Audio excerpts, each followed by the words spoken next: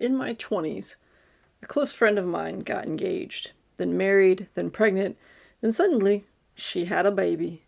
It was the first time someone in my inner circle crossed that invisible line from young adult to parent. And I remember thinking how surreal it was to watch your friend, who used to stay up late talking about dreams and travel and life, now learning how to swaddle a tiny human. It was beautiful, and if I'm honest, it was a bit strange. Not in a bad way, just new. In those first few weeks, she had a lot of help. Family came in, meals were dropped off, people visited and held the baby and offered advice. But then, as it always does, the help slowly faded away. Her husband had to go back to work, visitors slowed to a crawl, and she was home alone with a newborn. Now, I've never been a mom, but I've been around enough moms to know this. Sometimes what you need most is not a grand gesture. Sometimes you just need 5 uninterrupted minutes to take a shower. I happened to have a random weekday off, so I called her and I said, "Hey, you okay if I just come on over for a couple hours so you can literally do, like, anything you want?" There was no hesitation. "Yes, please, now, whenever, just show up. It's fine." So I did. I showed up. She fed the baby, burped her, changed her, wrapped her like a tiny burrito, and then she handed me her 3-week-old human being. I have never been so nervous to hold something in my life. She looked at me and said, "Just sit on the couch. She's milk drunk. She'll sleep the whole time." And then she disappeared into the bathroom for the most glorious shower of the week, I assume. I sat there on the couch, frozen, holding this tiny sleeping bundle. And then it happened. That sound, if you've ever heard a newborn about to spit up, it's not subtle. It's a mix between a cough, a gurgle, and sheer panic, especially when it's not your baby.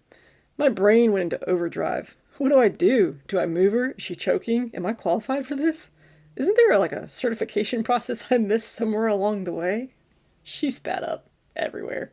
On herself, on the blanket, a little bit on me. And in that moment, I realized something very important. There's no graceful way to handle newborn spit up. You just kind of survive it. So I did what I could. I let her finish. I cleaned her up. I found new clothes.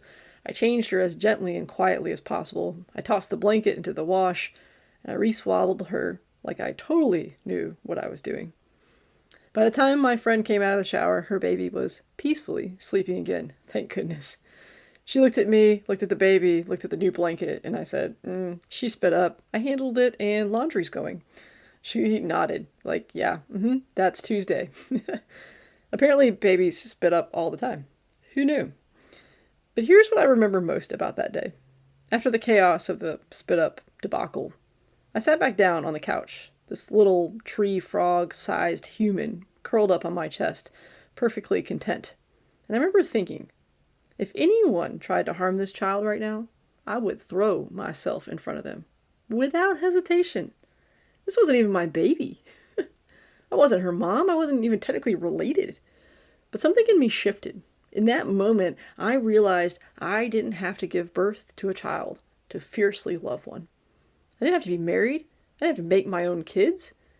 I could choose to be an aunt, a step aunt, a pseudo aunt, a crazy friend that shows up with snacks and stories and bad dance movies. Well, I could be another safe adult in a child's life. And that mattered. I started to think about my own childhood, about the adults who poured into me, teachers, family friends, coaches, and church members. I never once stopped and thought, wait, are we biologically related? No. I just knew they were safe, they were kind, my parents trusted them, and they believed in me. And that shaped me along the way. Somewhere, we started to believe this quiet lie that influence on a child's life only belongs to the parents, that you have to wait until you have your own kids to make a difference. But influence is not limited by biology. It's defined by presence. You can be an adult who shows up on a random Wednesday so a new mom can take a shower. You can be the one who learns how your friends discipline their kids so you can reinforce it, not undermine it. You can be the safe house, the fun house, the dance in the kitchen house. You can fiercely protect children who aren't yours. You can model what a healthy, joyful, grounded adult looks like. And here's the truth. The world needs more safe adults. Kids just don't need just good parents. They need ecosystems.